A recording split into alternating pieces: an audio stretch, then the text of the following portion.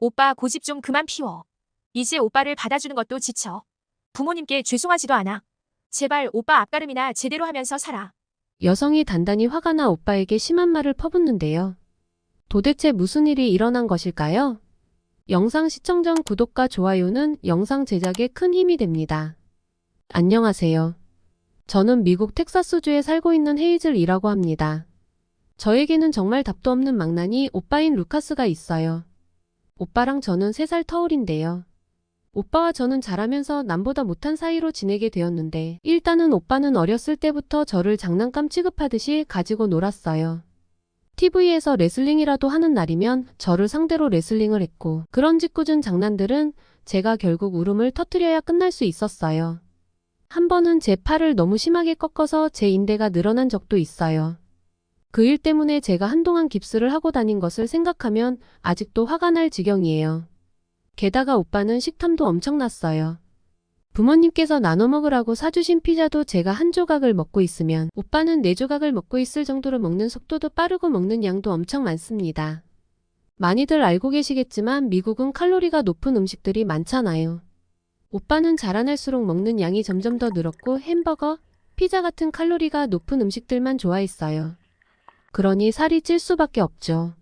처음에는 오빠가 성장기 청소년이고 하니 키가 크려고 많이 먹는 것인가 보다 했는데 살만 찌고 키는 그대로이니 부모님은 오빠를 걱정하기 시작하셨어요. 점점 살이 찌는 오빠가 걱정된 부모님도 건강한 음식을 위주로 챙겨주셨지만 그건 또 먹지도 않더라고요. 게다가 운동도 안 하니 점점 살이 불기 시작하면서 일반인이 입는 옷은 입지도 못했어요. 부모님은 오빠가 먹는 것으로 스트레스를 푸는 것은 아닌지 걱정하기 일쑤였어요.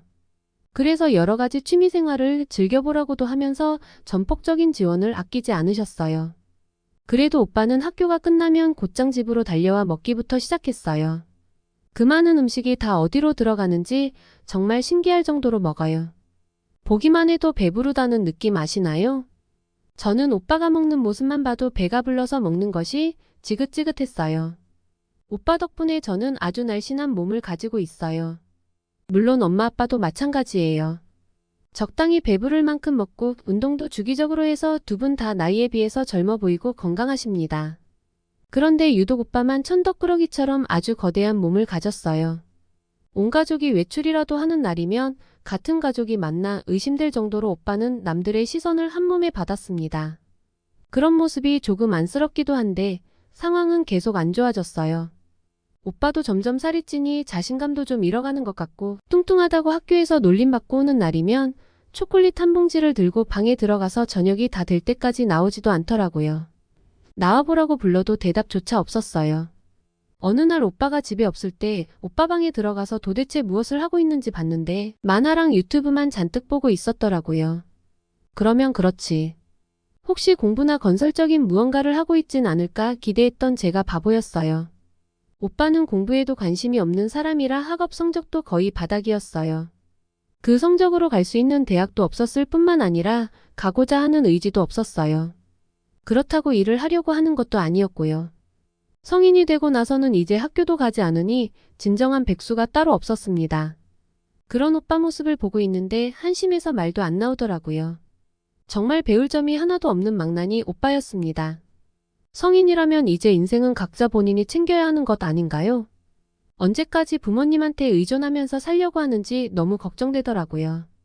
그렇게 하루하루 집에서 놀고 먹는 백수 생활을 이어가다가 갑자기 부모님한테 돈 좀 달라고 하더라고요. 비행기를 예약해야겠대요.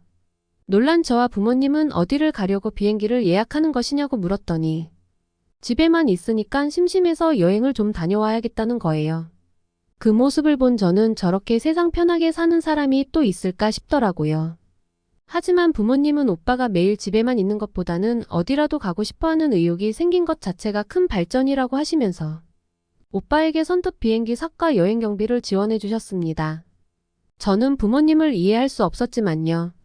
저는 오빠가 어디로 여행 가는지 궁금하지도 않았어요. 나중에 부모님께서 알려주셨는데 한국에 갔다고 하더라고요.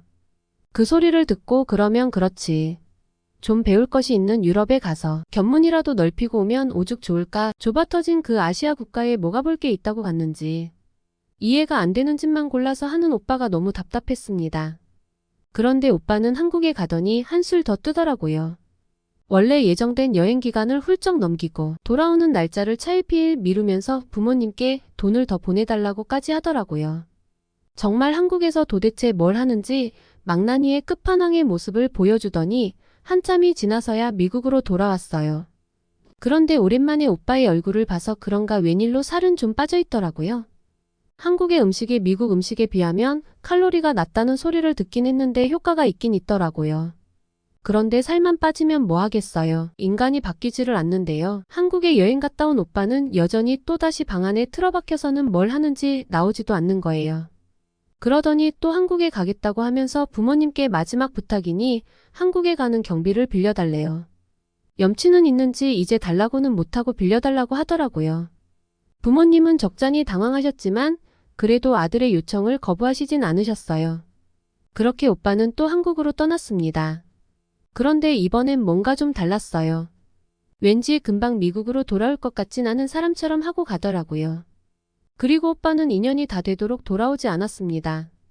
한국에서 연락 한 번 안 할 것 같던 오빠는 꽤 자주 부모님께 연락을 했어요. 자기는 잘 있으니 걱정하지 말라면서요. 역시 타국에 오래 있으니 가족의 소중함도 깨닫나 봅니다. 그 모습을 보고 한국은 망나니도 사람으로 만들어주는 좋은 나라네라고 단순하게 생각하고 넘겼어요. 그런데 어느 날 집 앞에 어느 낯선 남자가 서성거리는 거예요. 누구지 하고 자세히 보니 바로 오빠였어요. 2년 만에 본 오빠는 머리부터 발끝까지 달라져 있었습니다. 살이 얼마나 빠졌는지 오빠를 알아보지 못할 정도였으니까요. 오빠의 그런 모습은 살면서 처음 본 것 같아요. 어떻게 된 일이냐고 물었는데 아이러니하게도 다이어트를 한 게 아니라고 했습니다. 오히려 미국에서 먹는 음식보다 더 많이 먹었는데 살이 자연스레 빠졌대요. 그 이유를 듣고 저는 너무 놀랐답니다. 우선 한국 음식의 칼로리가 낮았어요.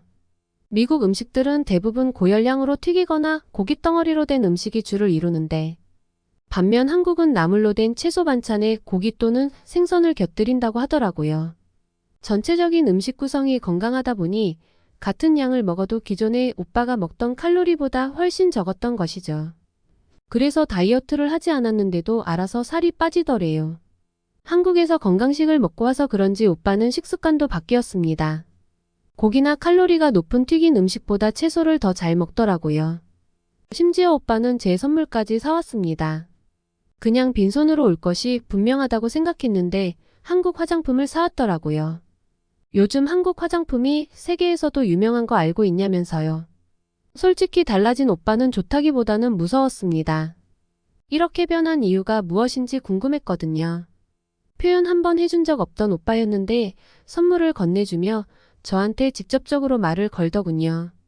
같은 공간에 있어도 항상 엄마를 통해서 서로의 안부를 확인하던 그 오빠가 말이죠. 순간 당황해서 제가 아무 말도 못하고 멍하게 있자 괜찮냐면서 머리에 손까지 올리더군요. 저는 기겁을 하며 괜찮다고 했습니다. 선물을 받아든 저는 빠르게 제 방으로 들어가 버렸죠. 오빠에게 선물을 받은 것은 처음인 것 같아서 기분이 묘하더군요. 오빠는 어느 날 가족들을 다 불러 모았어요. 그러더니 오빠가 비용은 자기가 낼 테니 집에 한국식 바닥 난방 공사를 하자는 거예요. 그게 뭐냐고 물었더니 온돌 공사래요. 알고 보니 오빠는 한국에 처음 여행을 갔을 때 온돌을 사용하는 숙소에서 지냈는데 온돌을 처음 접한 느낌이 혁명과도 같았대요. 방에 처음 발을 디뎠을 때 얼었던 발이 싹 녹는 기분을 지금도 잊을 수가 없다고 하더라고요. 미국은 히터식 난방을 사용하기 때문에 바닥에서 올라오는 냉기를 막을 수 없거든요. 카펫을 깔아도 한계가 있어요. 오빠는 이불에 몸을 누였는데 따뜻한 온기가 그대로 올라와 너무 행복했대요. 그리고 온돌의 기술이 너무 궁금하고 알고 싶어서 취업 비자를 준비해서 한국으로 다시 간 거였어요. 한국의 건설 현장에서 일하면서 어깨 너머 기술도 배우고 온돌 기능사 자격증까지 따서 왔다고 하는 거예요. 사실 몇 년 전에 텍사스에는 예상치 못한 한파가 불어닥친 적이 있었어요.